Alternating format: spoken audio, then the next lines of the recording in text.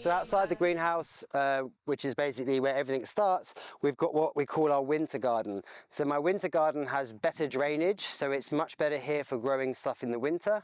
And we now don't plant here our summer vegetables. Instead, when we harvest, which is what's happening now, we're harvesting, we prepare the beds for next winter.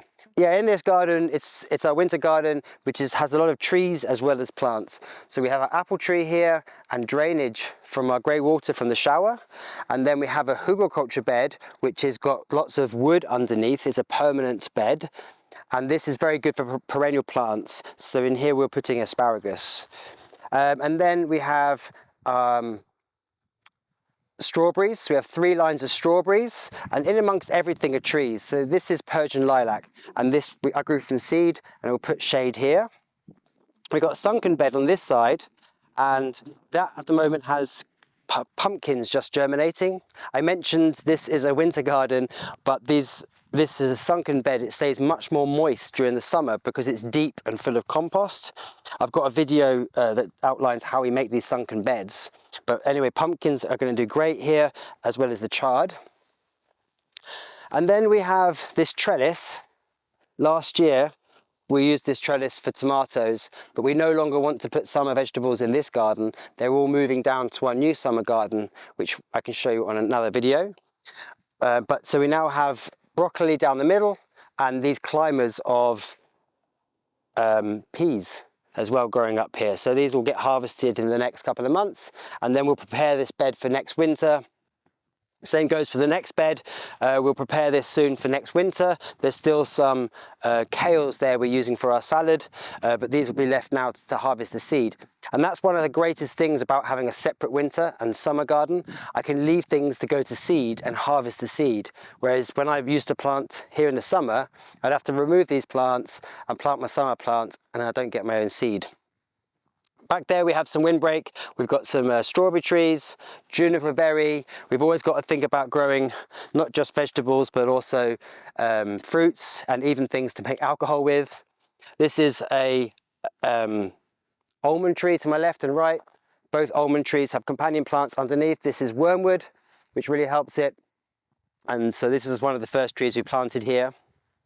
More strawberries, and behind there are the fava beans, which need to be harvested, as well as a blackcurrant tree, which I've never heard of, but someone has it. That grows to a big tree and gets blackcurrant.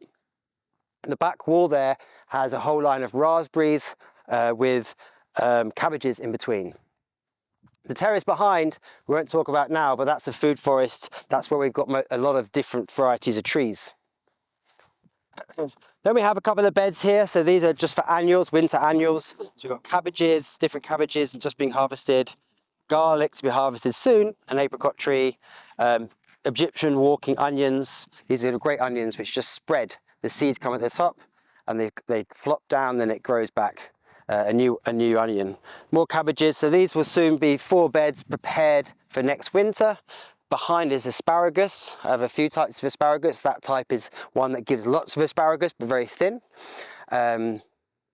Here we have a nitrogen fixing tree. So it's good to have not just trees for fruit, but trees that help bring nutrients and nitrogen to the garden and help repel pests. So this is a good one. Pear tree behind, and then another asparagus bed. It's a shame, we just harvested the asparagus this morning. Actually, there was loads in here. Every day we get a couple of kilos from these 2 beds, and asparagus is fantastic. You plant it once and you get asparagus every year for about 20 odd years.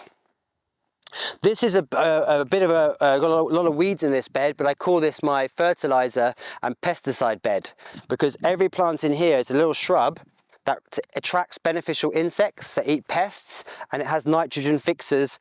And this is a Siberian pea shrub, which I'm very proud of. It's tiny, but I've had about 20 die, and this is the only one that's alive. It's actually 4 years old, and it's now starting to really grow for the first time this spring. So we've got lots of different attractors here, like this. Under here is hyssop, which is good for butterflies. So it's nice to have beds around just for attracting beneficial stuff for the garden. We got a trellis here. This was the first grapevine we planted, and actually it was growing up that pear tree, and we quickly made this trellis last year. I just need to put some wire on top, and this will be a nice place to pause and look at the garden in the shade. We have a strawberry bed. We've got a space there between the two pear trees where I did have a lot of shrubs, which I actually ended up moving. So I got a space there to design sometime this year. Then I have a row here, which is again in need of weeding, but all the way along here, all the way to the back of the garden, are trees and perennial plants for helping the garden as well. So just to make areas where insects can live, beneficial insects, and also some dynamic accumulators, so plants here like comfrey that help with fertilizing the land. We've got a little space here we're going to be planting next year, and then behind I have 2 rows of cabbage. So this is a walking stick cabbage, which I love because it just keeps growing for a few years and you can keep harvesting it. I've got garlic between this row, and the row behind I've got Jerusalem artichoke, a great perennial vegetable. Behind there, down there, we have a solar shower where people shower outside, and there's a shade cloth which I'm trying to replace with this hazel hedge. You can see the hazel all the way along there. Those hazels mostly are cuttings from the hazel tree on the other side of the garden there. And next to the hazel is a line of blueberry, and there's a peach there, a peach back there, and it's quite funny because this peach I do not irrigate, and the peach back there I do, and you can see the different sizes, but I just always wondered how it would, what the difference would be more long term. So we'll find out later. Yeah, so this is the end of the garden. We've got a couple more trees. As you keep walking in any direction from our gardens, there are trees going everywhere. Like here is a loquat tree behind a peach, and here is a bottlebrush. Usually along all my paths, I have trees with fruit that you can harvest and eat, and they're all different everywhere you walk on the farm. Normally far away from a path, I have trees where you have to go and harvest the fruit, and then process it. You don't need to have those on the paths.